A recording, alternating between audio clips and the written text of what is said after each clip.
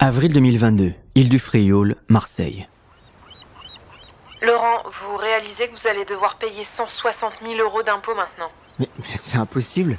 Mais j'ai reçu que 65 000 € sur les 600 000 €, mais je vais faire comment ? Mais malheureusement, il n'y a pas de solution légale, car cet argent est dû, même si les acheteurs paient sur 6 ans. Laurent, vous allez devoir payer ce montant. Je raccroche. Je suis effondré car je ne sais pas comment je vais payer cette dette. J'ai vendu ma boîte, certes, mais sur 6 ans. Et les impôts me demandent de les payer maintenant. Je suis donc virtuellement en faillite personnelle. Aujourd'hui, c'est un épisode spécial puisque je vous raconte mon aventure. Cela fait déjà 1 an et demi que j'ai lancé le premier épisode du podcast et presque 1 an que j'ai lancé mon média Inspire Média. Ces 6 derniers mois, j'ai vécu des hauts et des bas. Dans ce premier épisode, je fais beaucoup de changements sur le podcast et je lance mon offre. Et je découvre aussi que je dois beaucoup d'argent aux impôts. Bienvenue sur Il était une fois l'entrepreneur, le podcast où je vous raconte les histoires des entrepreneurs. Car oui, entreprendre est toute une histoire. Je m'appelle Laurent Broin et ce podcast est produit par Inspire Média. Fin 2021, je suis très heureux car j'ai enfin mon premier client sans même avoir lancé d'offre. Alors vous allez me dire, comment ça se fait ?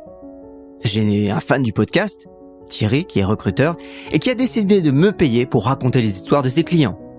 Me voilà donc un 2 février 2022 dans les bureaux du PDG de Solocal, un client de Thierry. Et ce PDG me tutoie directement et met dès le départ le point sur les i. Bonjour Laurent. Bon, allons droit au sujet. Moi, le passé, ça ne m'intéresse pas. Je suis pleinement vers l'avenir de Solocal. Donc pour ton histoire, on va faire vite, car c'est pas ce que je cherche. Attendez, je croyais que j'étais là justement pour écouter l'histoire de Solocal et construire cette histoire. Oui, tu as raison, mais ce n'est pas totalement moi qui va te la raconter. Ce sont les salariés qui la font et qui l'ont faite. Il y a Julie, mon assistante, qui nous rejoindra après. Effectivement, 1 heure après, je fais la connaissance de Julie, qui travaille chez Solocal de mère en fille depuis plusieurs décennies. Une histoire proprement parlée hallucinante. Puis j'enchaîne sur une recherche documentaire poussée sur l'entreprise et j'interviewe 2 autres personnes, dont une personne qui va devenir le personnage principal de mon histoire. Une femme qui a aujourd'hui plus de 60 ans et qui a passé toute sa carrière chez Solocal depuis les années 80. Un parcours où elle a fait d'ailleurs tous les métiers de l'entreprise. Et une femme très attachante. Marie, c'est pas son vrai nom évidemment, devient donc le personnage principal de mon histoire, de l'histoire de Solocal. Ce jour de février 1999, elle est beaucoup moins sûre d'elle. Elle revient à peine d'un arrêt maladie d'1 mois après une grosse opération et elle est déjà convoquée. Tout lui semble trop grand dans cette boîte, les gens, les objectifs, les locaux.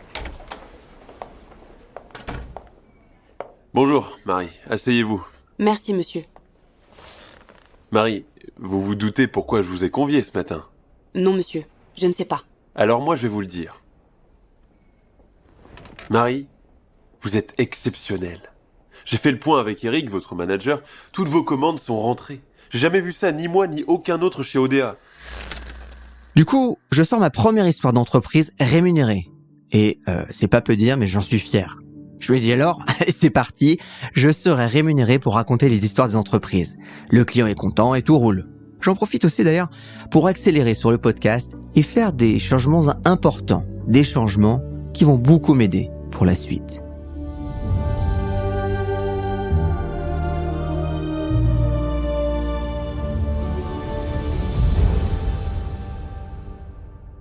Je me décide à vraiment tout miser sur le podcast. Car le podcast, à ce moment-là, ne progresse pas et régresse même. Je fais à peine ou difficilement 1500 écoutes par semaine et ce chiffre a même baissé au début de l'année 2022. Alors c'est d'abord le nom du podcast que je change. Fini l'apprenti et bonjour, il était une fois l'entrepreneur. Et tout ça grâce au groupe de soutien sur Patreon, un groupe qui me verse de l'argent tous les mois et avec lequel j'échange régulièrement. Et donc, c'est un échange en mars qui déclenche tout. Il est 13h, on est le 21 mars 2022 et tout se passe pendant une réunion en visio. Salut à tous, bon j'espère que vous allez bien et merci à tous d'être là. Alors le premier sujet dont j'aimerais vous parler, c'est le changement de nom de l'apprenti. Je veux changer de nom et j'ai pensé au nom et vous allez me dire ce que vous en pensez, le compteur. Laurent, je comprends pas ce nom, il te ressemble pas je trouve. Mais oui, on comprend pas ce nom. Et puis en plus, ça veut rien dire. Et surtout, tu perds le lien avec ton sujet, les entrepreneurs. Et si tu l'appelais « Il était une fois l'entrepreneur », là on serait dans l'histoire et dans l'entrepreneuriat. Bingo. Le nom est parfait grâce à mon groupe de soutien. J'entame alors la deuxième partie de mon plan. Changer les visuels de la cover du podcast, qui, il faut bien le dire, j'ai un visuel plus que simpliste. C'est ma tête avec un micro en picto sur un fond noir. Un truc un peu fait sur Canva à l'arrache, quoi. Vous voyez le genre. Je contacte alors une graphiste qui a bossé avec The Family, Alix. Après le brief, on part sur une proposition pop art qui renvoie l'idée entre narration et histoire réelle. Et le visuel est, je trouve, incroyable et j'adore. Début avril, c'est donc un nouveau lancement avec Il était une fois l'entrepreneur, donc nouveau nom, et un nouveau visuel et aussi un nouveau label. Nouveau label car je rejoins alors officiellement le label qui réunit les plus gros podcasteurs business Orso Média. Et ce sont eux d'ailleurs qui vont vendre les sponsorings sur le podcast. Pourtant, et toujours malheureusement, les chiffres progressent. Et très lentement. Tant pis, je me dis. Je fais un dernier investissement. Moi. Je suis alors une formation de conteur pendant 4 jours. Poser sa voix, le rythme de l'histoire. Et je réalise surtout pendant ces 4 jours que c'est un vrai métier et qu'il va falloir que je continue à bosser. Ce que je fais tous les jours en m'entraînant à lire à voix haute. On peut en citer de très belles. La traversée insouciante à mobilette à travers la campagne anglaise. Mais c'est une histoire d'impôt qui m'assomme en avril 2022. Une histoire qui me met au bord de la faillite personnelle.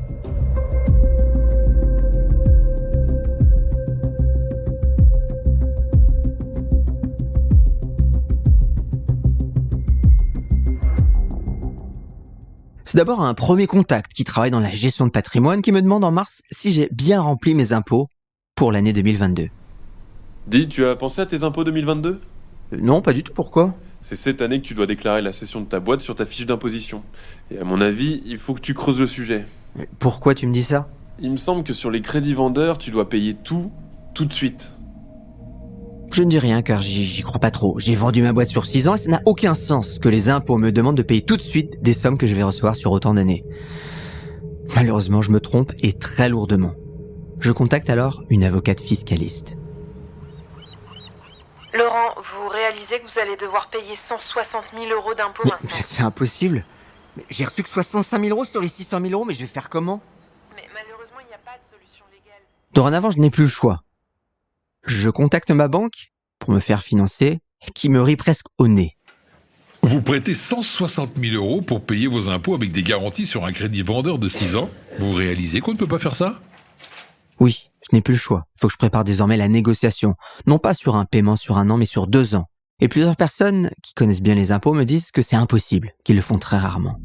Pour moi, c'est le retour du stress. Que faire s'ils n'acceptent pas ? Et surtout, j'ai désormais le couteau sur la gorge. Je vais devoir rapidement vivre de mon activité et surtout pouvoir aussi me verser un salaire.